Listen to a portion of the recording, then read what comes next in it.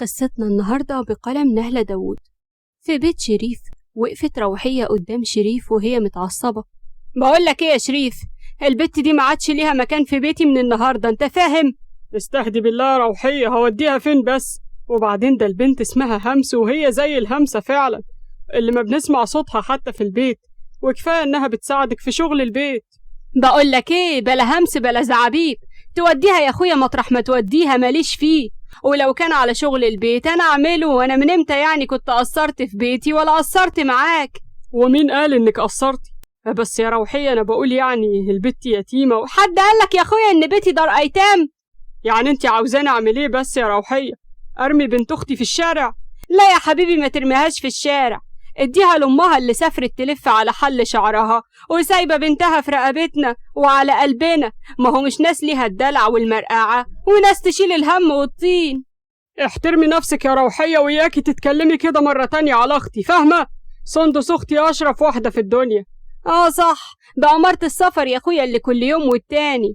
صار الشر يا روحية احسنلك، سفر سندس ده انا وانتي عارفين كويس انه شغله ومش بايديها، وان المركز الطبي اللي بتشتغل فيه هو اللي من شروطه انها تسافر مع الحالات اللي بتطلبها وتكون معاها.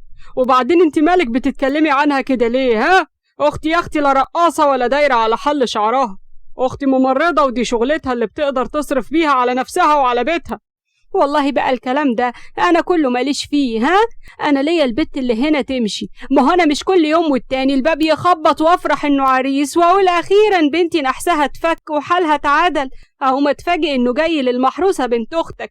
مش هفضل واقفه كده وساكته وانا شايفاها بتميل بخت بنتي. اعوذ بالله، استغفر الله يا روحية، ايه الكلام ده؟ الجواز اسمه ونصيب، ويا عالم بنتنا نصيبها فين؟ وبرضه همس ملهاش ذنب في اللي بتقوليه ده.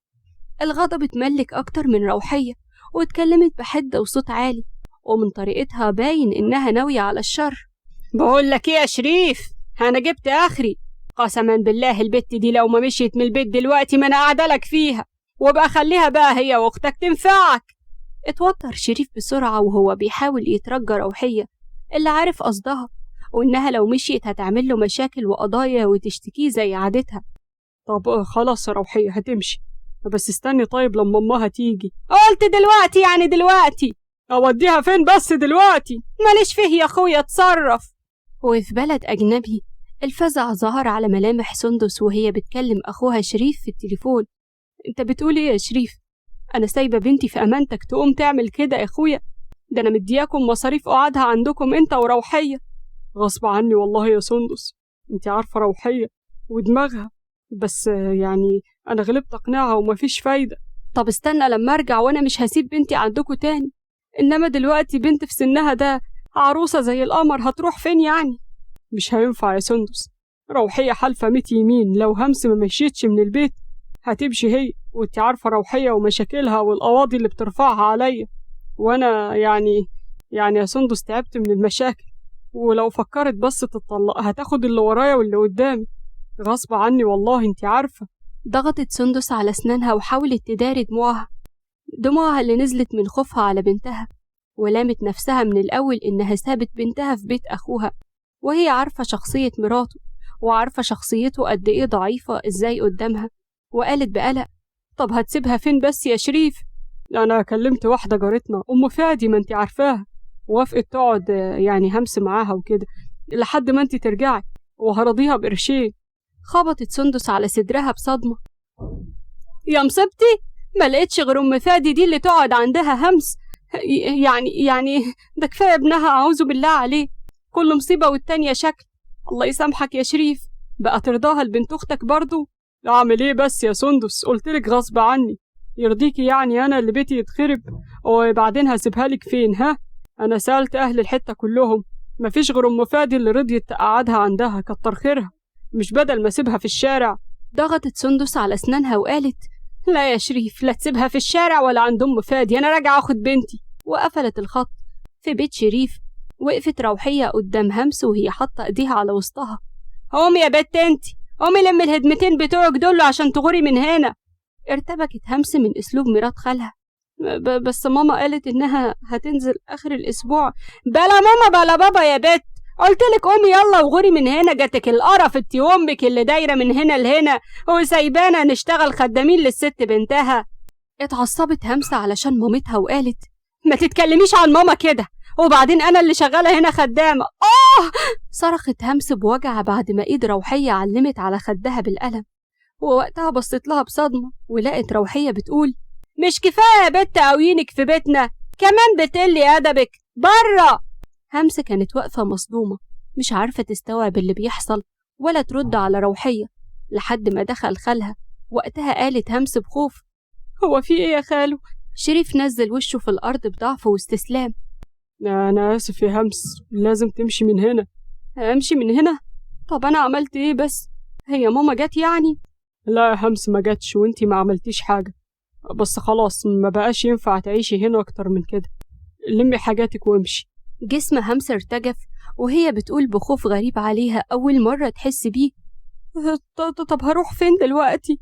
دور شريف وشه عشان ما يشوفش همس وقال بارتباك معرفش، امشي بقى وخلاص. طب ماما ما قالتش أروح فين؟ لا ما قالتش. بصت همس بصدمة على خالها وقالت بخوف من اللي بيحصل لها يعني هقعد في الشارع يا خالو؟ قطع كلام همس صوت روحية اللي قالت بعد ما مسكت همس من ايديها طلعتها برا الشقة تقعدي في الشارع يا بت، ما تقعديش ملناش فيه، امشي من هنا انا مش ناقصة عرف. وفي البلد الأجنبي سندس مامة همس دخلت لأوضة ثروة الفيومي وكانت عينيها ورمة من كتر ما كانت بتعيط وهي مش عارفة تساعد بنتها ولا حتى توصل لها. وقالت أول ما دخلت ثروة بيه أنا لازم أسافر دلوقتي. رفع ثروة الفيومي الراجل اللي كان عنده 80 سنة تقريبا واتكلم بقلق وهو بيبص لسندس اللي بقى بيعتبرها زي بنته من كتر ما كانت بتاخد بالها منه ومن صحته ومن علاجه غير أي ممرضة تانية اشتغلت عنده قبل كده. في ايه يا سندس يا بنتي مالك؟ مفيش يا ثروة بيه، بس أنا محتاجة أسافر دلوقتي لو ينفع يعني، لازم أنزل لبنتي حالا. طب في ايه يا بنتي طمنيني. مفيش يا فندم، مشكلة بسيطة بس أنا لازم أنزل أحلها. ابتسم ثروة واتكلم بحنان أبوي. والمشكلة دي ما ينفعش راجل عجوز زي كده يعرفها؟ مش ممكن أقدر أحلها لك وأنا هنا ولا خلاص عشان تعبت ما بقاش ليا لازمة ولا أعرف أعمل حاجة؟ ارتبكت سندس واتكلمت بإحراج. لا طبعا يا ثروة بيه، معاش ولا كان اللي يقول على حضرتك كده. ما انتي بتقوليها أهو يا سندس. أنا يا ثروة بيه؟ أيوه، لما ما تبقيش راضية تعرفيني مشاكلك رغم إنك عارفة إني بعتبرك بنتي، عشان كده باخدك كل مرة أسافر فيها للعلاج برا، يبقى انتي شايفة إني ما عدتش بعرف أحل حاجة ولا هقدر أساعدك. لا والله أبدا يا ثروة بيه، بس أصل هو. وبدأت تحكيله. في شركة الفيومي خبط سراج بإيده على سطح المكتب بقوة وهو بيكلم أخوه عز بعصبية. اللي بتعمله ده يا عز اسمه استهبال، غلطاتك كترت قوي وأنا عديت لك كتير، لكن لحد كده وكفاية قوي. اتعصب عز هو كمان واتكلم بغضب وهو رافض سلطة أخوه الكبير عليه. انت مالكش حق انك تكلمني كده، أنا مش عيل صغير. الغضب زاد أكتر على ملامح سراج اللي اتكلم بغيظ وانفجار وغضب بداري سنين. انت كل عمايلك غلط وعمايل عيال صغيرة، أنا تعبت وما بقيتش عارف ولا قادر ألم وراك وورا مصايبك اللي بتعملها كل شوية دي، كل شوية مصيبة والتانية. أقول طيش الشباب بكرة يكبر ويعقل، لكن انت مفيش فايدة فيك، دلع أبوك فيك بوظك. تقدر تقولي نعمل ايه في المصيبة دي؟ ها؟ كل صورك وانت متنيل سهران في مالها ليلي مغرقة الجرايد والفيسبوك وانت بتتخانق مع شلة شباب فاسدة على بت، ويا ريتها بت محترمة الا بت شمال زي اللي تعرفهم. تقدر تقولي نلم الفضيحة دي ازاي؟ انت ما فرقش معاك لو ابوك عرف حاجة زي دي ممكن يحصل له ايه؟ يوه، ما حصلش حاجة لكل ده، انت اللي مكبر الموضوع. وبعدين قول بقى انك عاوز تستغل اللي حصل لي ده عشان توقع بيني وبين بابا عشان تكمل خطتك، ها؟ وتقش كل حاجة، بس لا، ده بعدك يا سراج، فاهم؟ سراج هز راسه بيأس من أخوه وعمايله واتكلم بضيق وهو بيقعد تاني على مكتبه. اسمع يا عز، دي آخر مصيبة تعملها وقف معاك فيها، بعد كده انت لوحدك، فاهم؟ وخليك عارف انك لو عملت مصيبة تاني بالشكل ده انت اللي هتشيل شيلتك وتحاسب على المشاريب، فاهم؟ غور من وشي. وفي البلد الأجنبي طب بس يا بنتي، هو ده يعني كل اللي مضايقك؟ هو في حاجة أهم والله أكتر من دي ممكن تضايقني يا ثروت بيه؟ أنا لحد دلوقتي مش مصدقة إن اللي كان بيكلمني ده شريف أخويا. ده كان بيقول لي إنه هيمشي همس من عنده، ولا كأنه بيتكلم على قطة هيرميها في الشارع مش بنت أخته. ده حتى مش مستني لما أرجع من السفر عشان أخدها، وأول لما فكر يسيبها عند حد اختار واحدة أخلاق ابنها مش كويسة خالص، ما خافش حتى على بنتي. طب اهدي كده ويا ستي، لا تتضايقي ولا حاجة، محلولة. محلولة ازاي بس وأنا هنا وبنتي زمانها مرمية في الشارع؟ منها لله روحية مراتي، أكيد هي السبب في كل ده. مش بقولك يا سندس إنك فاكراني عشان تعبان مش هقدر أساعدك؟ إيه خلاص راحت على ثروة الفيومي؟ العفو يا ثروت بيه، مقصودش كده أنا يا بنتي اهدي، أنا بضحك معاكي ومقدر خوفك على بنتك، عشان كده بقولك اطمني. بنتك كلها نص ساعة وهتبقى معززة مكرمة في قصر الفيومي، فهمتي؟ الصدمة ظهرت على ملامح سندس وهي سمع كلام ثروت. مش فاهم ازاي ده؟ مش فاهمة ليه بس يا سندس؟ أنا هبعت سراج ابني ياخد همس بنتك يوديها القصر، وهتفضل هناك في الحفظ والصون لحد ما احنا نرجع.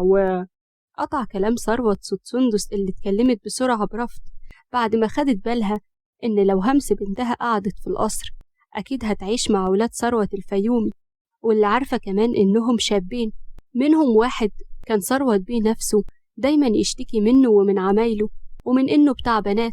وقتها الخوف ملك قلب سندس على بنتها، وده اللي خلاها تتكلم. لا لا لا يا ثروت بيه، ما ينفعش طبعا، حضرتك ناسي إن عندك ولدين شباب، إزاي بنتي تفضل في القصر معاهم؟ قبل أي كلام تقوليه أنا عارف اللي انتي بتقوليه وبتفكري فيه كويس قوي، علشان كده أنا هأمر عز ابني الصغير واللي انتي خايفة منه إنه يخرج من القصر طول فترة وجود همس بنتك هناك. مش بس كده، أنا هحطها أمانة في رقبة سراج ابني، وأظن انتي عارفاه كويس قوي. وكمان ما تنسيش وجود أمينة أختي، وهخلي همس تحت رعايتها وتحت عينيها. بس يا ثروت بيه، عز ابن حضرتك هيقبل يفضل بره القصر المدة دي كلها؟ احنا قدامنا يجي 3 شهور على ما نرجع البلد، أكيد هيتضايق. يتضايق؟ ده ما هيصدق، على الأقل محدش هيقول له رايح فين ولا جاي منين. اطمني، هكلم سراج يجيب همس. طب والجامعة بتاعتها دي بعيدة قوي عن القصر ما تقلقيش، هخلي سراج يكلف حد من السواقين يوديها الجامعة ويجيبها. يا بنتي قلتي ايه؟ تمام؟ تمام يا ثروت بيه، تمام.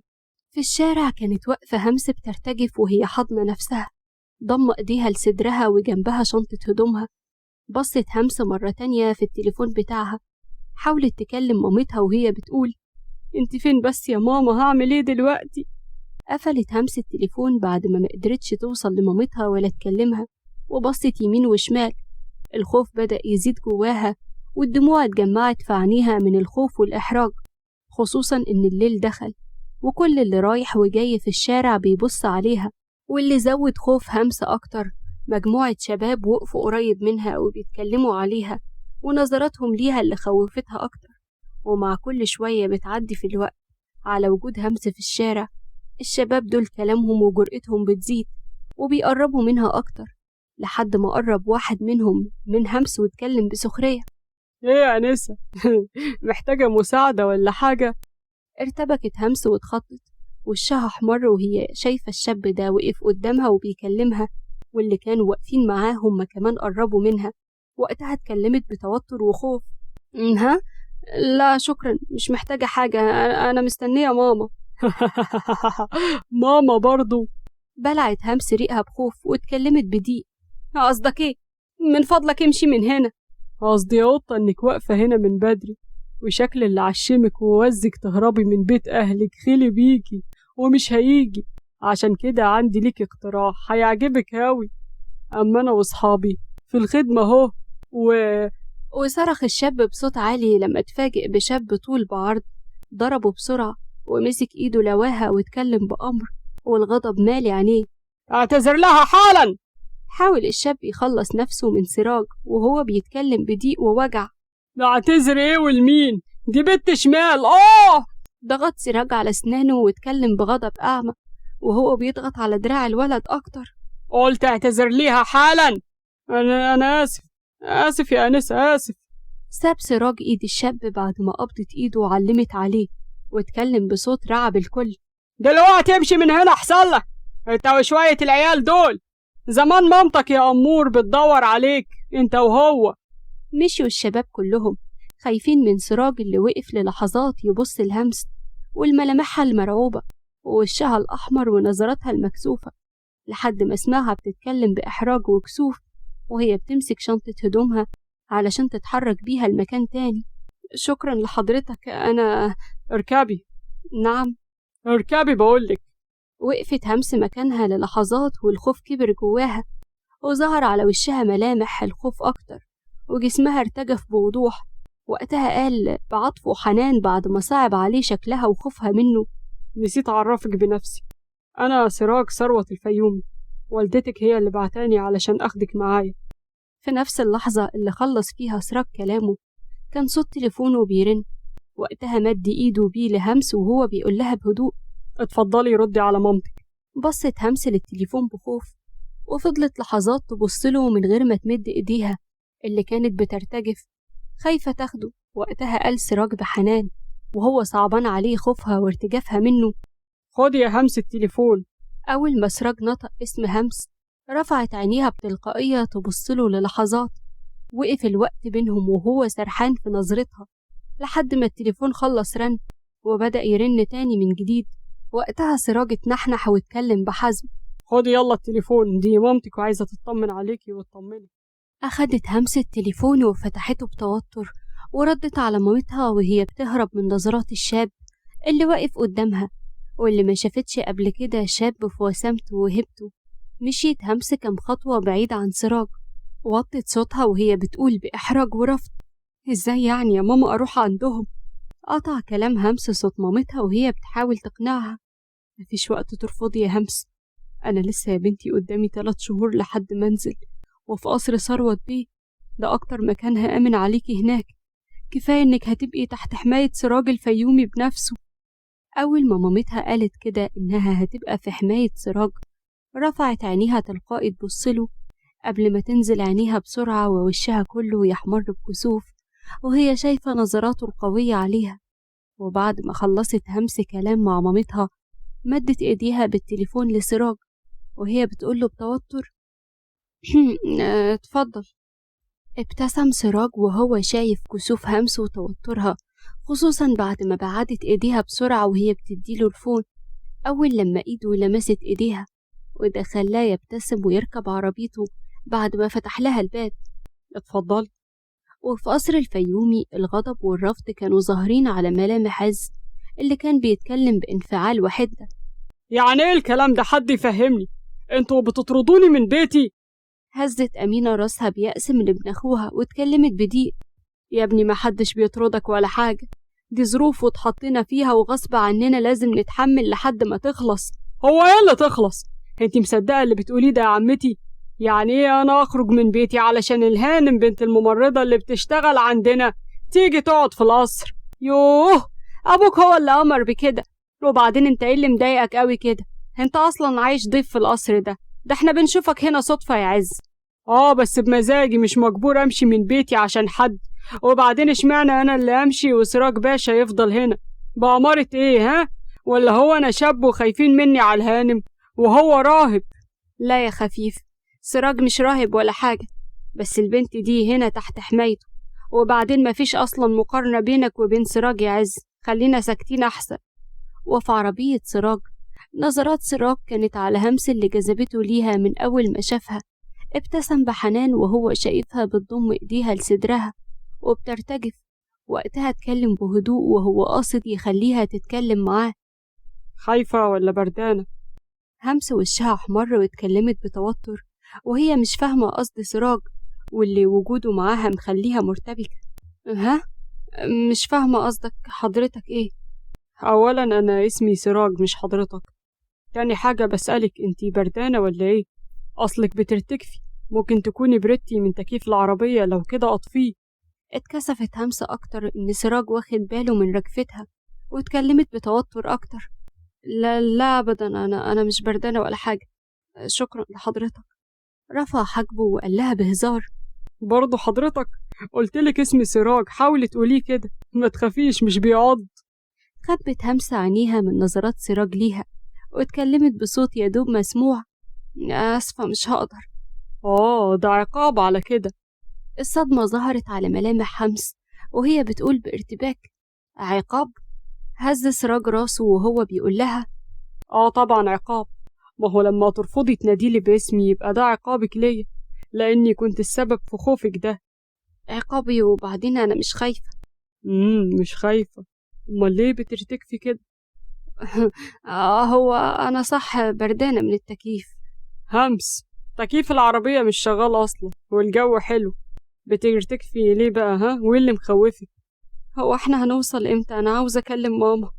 ابتسم سراج وهو شايفها بتحاول تغير الموضوع. وقتها اتكلم وهو بيشاور للقصر بإيده: احنا وصلنا خلاص، أهلا بيكي في قصر الفيوم، دقايق وأسلمك لعمتي أمينة الفيومي، وبكده يا ستي تكون مهمتي خلصت وتخلصي من خوفك ده. اتعصبت همس من طريقته معاها من أول ما شافها وهي حاساه بيعاملها زي العيلة الصغيرة. اتكلمت بتهور وحدة وهي بتبصله في عينيه: يوه قلت مش خايفة. قطع كلام همس صوت سراج وهو بيكلمها بتحدي: مكسوفة مثلا؟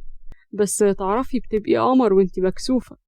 ضغطت همسة على شفايفها: انت أنا إيه؟ قولي. وش همسة احمر وللحظة ما كانتش عارفة ترد بإيه، لحد ما في لحظة فتح باب العربية وظهرت أمينة اللي أنقذتها من الموقف وهي بتقول بهزار: أهلا أهلا، أكيد انتي همس، وأخيرا في أنثى تانية غيري في القصر ده. سلمت همسة على أمينة واتكلمت بإحراج: أهلا بحضرتك. لا حضرتك إيه، أنا اسمي أمينة بس، ما تكبرنيش يا همس. همسة هزت راسها بالموافقة. وقتها سراج اتكلم وهو بيعاند همس: هي كده يا أمينة، اتعودي، من أول ما شفتها وأنا غلبت أقول لها اسمي سراج تقول لي حضرتك، حفظيها انت بقى اسمي لحد ما نرجع. ضحكت أمينة بصوت عالي: انت راجع الشركة تاني ولا ايه؟ لا، هروح العز. يا سراج الله يخليك، لحسن ده عاملها مشكلة وانت عارفه. أنا هستناك. تعالي يا همس. دخلت أمينة ومعها همس القصر الفيومي. أما سراج ففضل واقف بعربيته للحظات وعينه ما نزلتش من على همس لحد لما دخلت القصر. وقتها قال سراج بحيرة قبل ما يشغل عربيته ويروح لعز: وبعدين يا سراج؟ وبعدين؟ عدت ال3 شهور في قصر الفيومي، عاشت فيهم همس مع أمينة اللي بقت قريبة ليها زي أمها، ومع سراج اللي حبته غصب عنها رغم إنها كانت بتحاول تبعد عنه. وهي بتسأل نفسها كل يوم سبب ارتباكها وكسوفها أول ما بتشوفه إيه. وأكتر حاجة كانت بتضايقها إنها شايفاه دايما بيعاملها على إنها طفلة. بصت همس لنفسها في المراية وقالت وهي بتتنهد بحب: لو بس يحبني. ارتبكت همسة أول لما سمعت صوت تليفونها، وبعد وقت قليل قوي قفلت التليفون وقعدت على السرير والحزن مرسوم على ملامحها. بعد ما مامتها كلمتها وعرفت إن خلاص مامتها وثروة الفيومي هيرجعوا آخر الأسبوع، وبكده هتمشي من قصر الفيومي ومش هتشوف سراج تاني. رجعت وقفت تاني وبصت لنفسها في المراية، والمرة دي وشها كان أحمر ومرتبكة بعد ما خدت قرار إنها تعترف لسراج بحبها.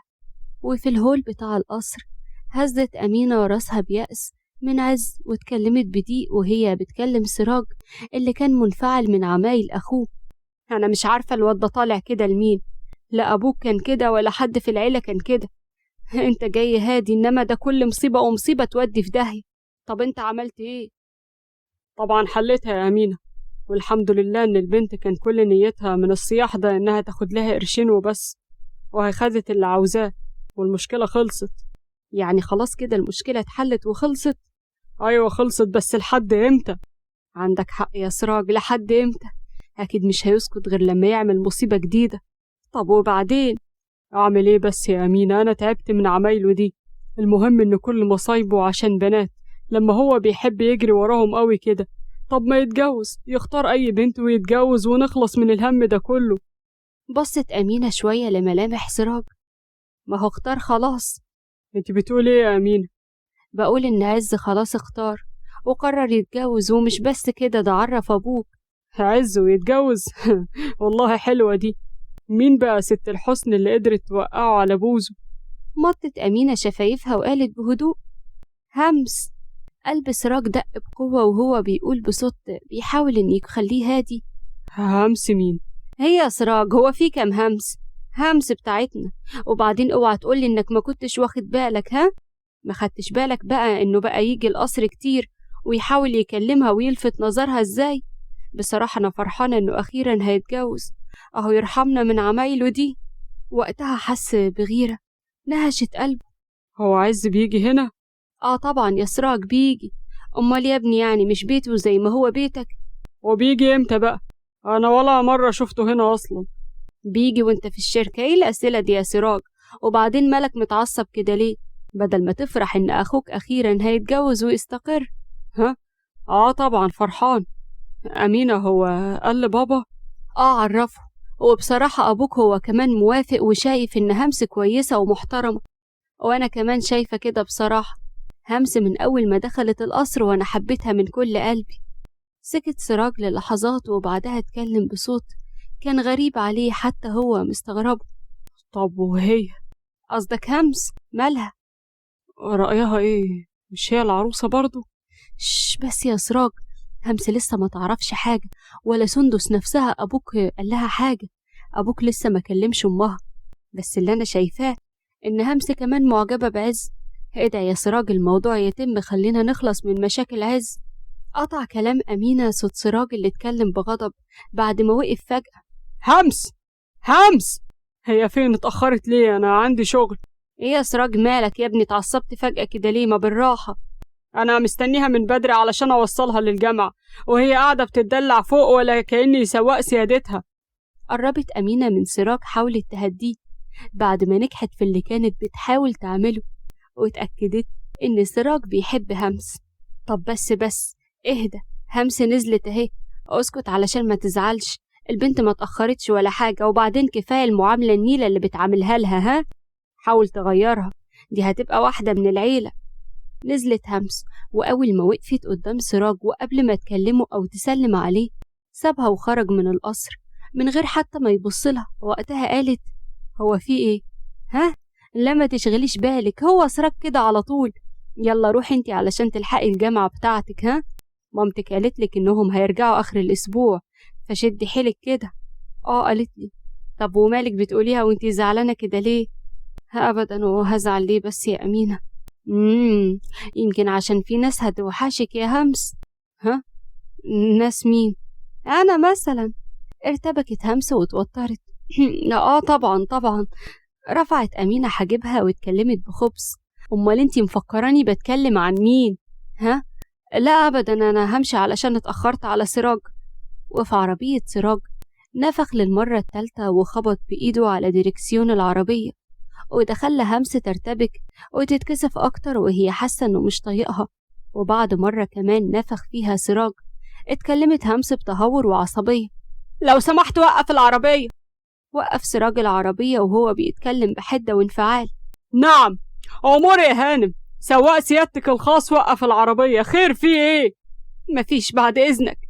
نزلت همس من العربية، وبعد كم خطوة مشيتها وقفها صوت سراج وهو بيتكلم بغضب بعد ما مسك ايديها: تعالي هنا. رايحة فين؟ رايحة الجامعة. ازاي بقى يا همس هانم؟ هتروحي ماشي يعني؟ هروح ماشي. مش أحسن ما أفضل مع حد مش طايقني ومتعصب من وجودي؟ صح، عندك حق. المرة الجاية هبقى أجيب لك عز يوصلك طالما أنا مش عاجب.